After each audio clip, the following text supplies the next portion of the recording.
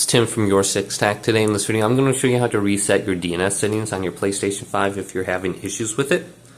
So what you can do is go up to the top and then you want to go to settings. So once my friend goes away here, we can select settings and then go on down to where it says network and then choose this.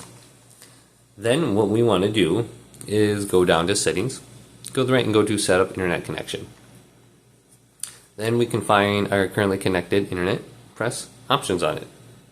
So let's press options and then go to advanced settings right here. Then we can go on down to DNS. And you can switch yours to manual.